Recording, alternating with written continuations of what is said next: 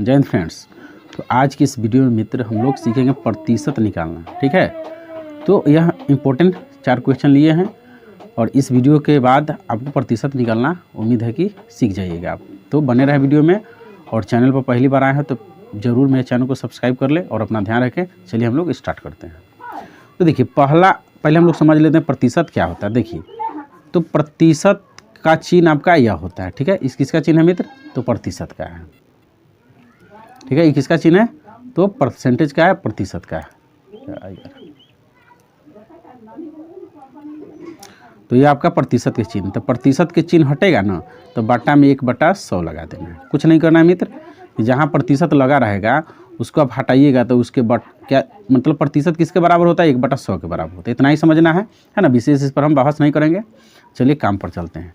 तो देखिए और एक चीज़ और देख लीजिए मित्र, का जो है का हटेगा ना तो का के मतलब ऑफ यानी हटेगा तो इसके जगह पर क्या लिखेगा? गुना के चिन्ह देना है। ठीक है, चलिए तो क्वेश्चन में पहला नंबर क्वेश्चन है आपका मित्र कि 150 का है तो गुना के चिन्ह दे दीजिए। 50 अब प्रतिशत हटेगा तो क्या होगा? 1/100। तो यहाँ पर आप चाहिएगा तो 1/100 लिख सकते हैं, या तो डायरेक्ट है ना। जैसे 50% है मित्र तो आप चाहिएगा तो इसको क्या लिख सकते हो? 50/100।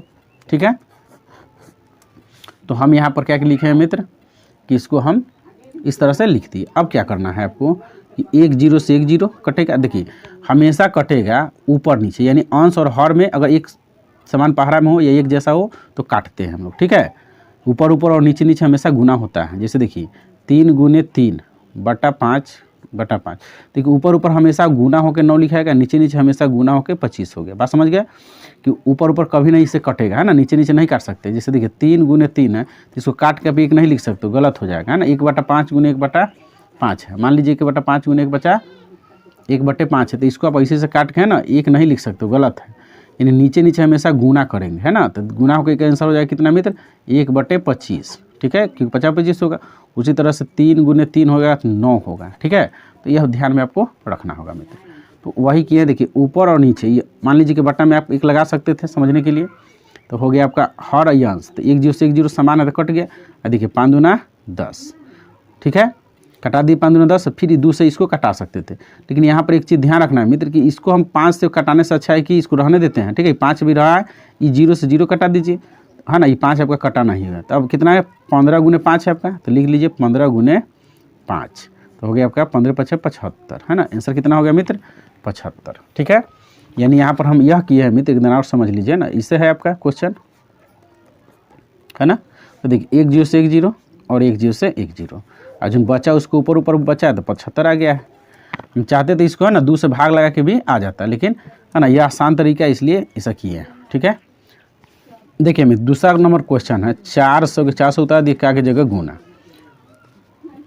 ये प्रतिशत हटेगा तो बटा में 100 का, फिर 50 है, प्रतिशत हटेगा तो बटा में 100।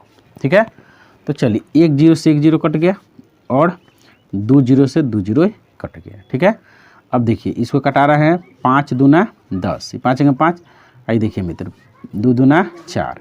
तो यहाँ तक कोई दिक्कत नहीं हुआ होगा। अब देखिए ये दोनों बचा है ऊपर ऊपर तो क्या होगा? गुना होकर 30, 15 दूना 30। यही आपका आंसर हो गया, है ना। 30 क्या हो गया आपका आंसर।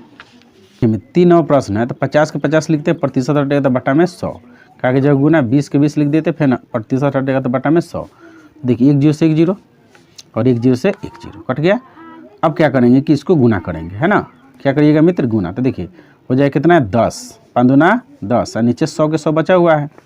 अब क्या करना है मित्र, है ना। क्या किए हैं? ऊपर 10 हो गया, नीचे 100 के 100, 2 अंक घसका दीजिए तो यहाँ आ जाएगा दशमलव। तो आ गया 0.1, क्योंकि दशमलव के बाद अंक नहीं लिखा जाता, तो यही आपका आंसर हो गया। ठीक है, देखिए 4 नंबर प्रश्न में कह रहा है मित्र, है ना कि 60, तो 60 लिख दिए, का की जगह गुना। कितना प्रतिशत 12 होगा? तो कह रहा है कि नहीं जो दिया रहेगा उसको आप x y z कुछ मान सकते हैं आराम से हम। तो इसको मान लें x प्रतिशत है तो प्रतिशत बराबर कितना होगा? 12 होगा। ठीक है, इस तरह के प्रश्न में जितना होगा उसको बराबर के बाद लिखेंगे। ठीक, अब लिखिए 60 प्रतिशत हटेगा तो बटा में 100 बराबर 12। ठीक है मित्र, यानी कहने का मतलब यह है कि देखिए 60 के 60 प्रतिशत रहता है बटा में 100। अब 1 0 से 1 0 कट गया, अब नहीं कटेगा जब गुना कर लीजिए तो ऊपर ऊपर गुना कीजिएगा तो हो जाएगा 6x बटा में 10 बराबर 12। ठीक है मित्र, अब यहाँ x रह जाएगा, है ना। x रह जाएगा 12 ये बटा में तो गुना में 10 चल जाएगा, ये बटा में 6 आ जाएगा। तो देखिए 6 दूना 12 तो हो गया 20, यानी कितना आ गया आंसर 20।